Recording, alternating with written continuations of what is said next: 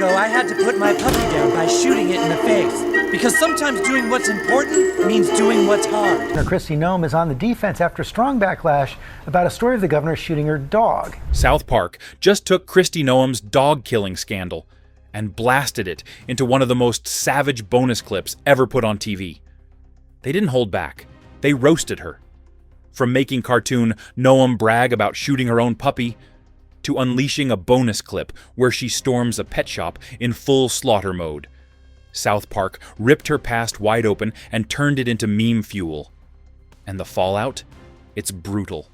And I had a choice between keeping my small children and other people safe or a dangerous animal, and I chose the safety of my children.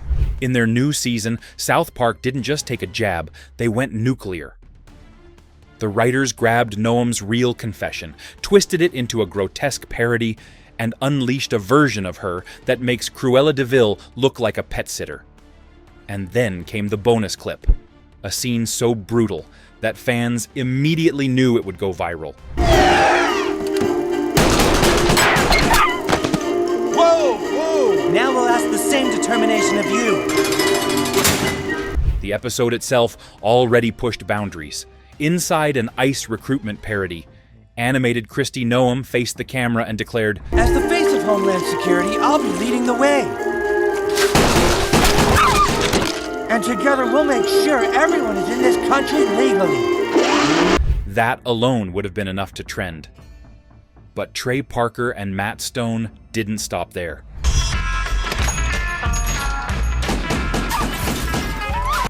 They actually released this bonus clip on Twitter last night, poking fun at DHS Secretary Kristi Noem's past. Savage doesn't even begin to cover it. This wasn't a blink and you'll miss it gag. It was a cultural carpet bomb, tailor-made to remind every viewer of the scandal she wanted forgotten. Noem was in on the joke.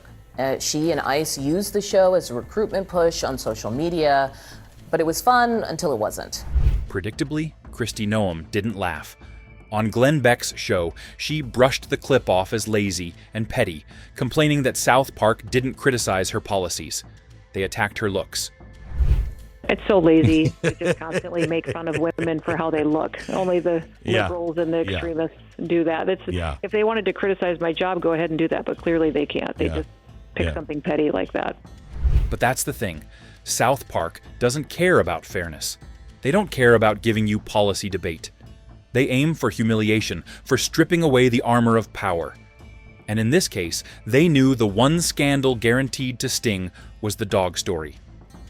Noem tried to frame it as sexist, about mocking her appearance, but fans saw through it instantly. Because the internet didn't light up about Botox or melting faces. It lit up with one headline: South Park turned Kristi Noem into a dog killer Barbie. But Noem, out of all the things they sort of accused her of in the way that they're running ICE, she actually picked up on how they depicted her physically, sort of showing her face melting and all this stuff. And that's where she was like, come on, give me a break. And the critics did not buy that story at all. I'm actually was a little surprised that was her reaction, because she's tough. I mean, she's taken criticism forever, and I don't actually look at it as a woman issue. I just look at it as they're just making fun of everybody. I mean, while Kristi Noem was fuming, melting on screen, and then melting down in real life, J.D. Vance did something different, something smarter. He embraced it. South Park roasted him too, painting him as Donald Trump's tiny, stupid helper, a caricature trailing around with wide-eyed devotion. It was a ruthless depiction, but instead of crying foul, Vance leaned in. Vice President J.D. Vance took a slightly different approach. Instead of being the butt of the joke, sharing his South Park moment, saying, "I finally made it. Bring back the group chat." No rage, no accusations of sexism, no attempt to reframe the joke as a political attack. Just pure opportunism, turning a mockery into a badge of honor. And that's the difference South Park thrives on. The show doesn't just parody politicians. It reveals who they are when the spotlight burns hottest. Noem lashes out, accuses bias, and looks defensive. Vance shrugs, posts memes, and cashes in on the free attention. The administration split is where South Park's brilliance shines. They didn't just write an episode, they engineered a political Rorschach test, These guys kind of landed their contract and they felt safe enough to not be sued. They're saying whatever they want. Everyone. I remember even under my days in the Bush administration, they would crucify him about making him, sound dumb and everything else. So I don't know. I think this is what they do. I'm sure, I don't know what they did with Biden, but they probably had clips of him falling asleep. Some Trump world figures chose outrage. Others chose irony. And both played right into South Park's hands. Because whether you scream about sexism or laugh at your own expense, the result is the same. The clip spreads, the memes multiply, and South Park dominates the conversation. Interesting is that this is the audience they've always been going after. When we look at the changes that ICE is making in its hiring policy, they're now offering recruits as young as 18 the option to come in, kind of changing their age cap. They've got a $50,000 signing bonus, $60,000 student loan repayment. But what I hear in South Park and what I see in podcasting manosphere land is like they're not talking about ICE in a positive way. In a way, Parker and Stone set a trap, and Washington walked right into it. Why did Noem get hit harder? Let's be real. J.D. Vance never admitted to shooting a dog. Kristi Noem did. That gave South Park the kind of ammunition comedy writers dream about. They didn't have to invent a scandal. They just exaggerated the one she already confessed to. So when Noem complained about them mocking her looks, the internet didn't care. Because everyone remembered the page from her memoir, The Dog Named Cricket, The Bullet, The Scandal. That's the scar South Park reopened. And the bonus clip, The Pet Shop Massacre, made sure no one would forget it again. Here's what makes this bigger than just another South Park gag. The episode didn't fade, it exploded.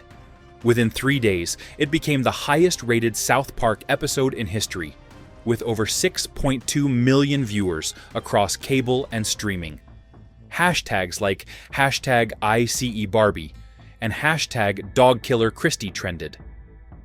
Reaction videos flooded TikTok and YouTube. Suddenly, Kristi Noem wasn't just a cabinet secretary, she was a meme. And memes are harder to survive than scandals. Because scandals fade. Memes never die. The more that you react to it, the more they're going to make fun of you. That's just what South Park does. Think about Trey Parker and Matt Stone's mindset here. They've been at this for 28 years. They know exactly how outrage cycles work. They know which buttons to push. By releasing the bonus clip online, separate from the broadcast, they guaranteed it would spread without the usual TV filters.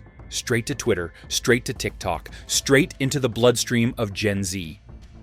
And that audience doesn't remember Kristi Noem as the governor from South Dakota or the DHS secretary. They remember her as the lady who shot her dog. Now, thanks to South Park, they also see her as the cartoon monster who slaughters puppies in a pet shop. That's the power of satire in the age of virality.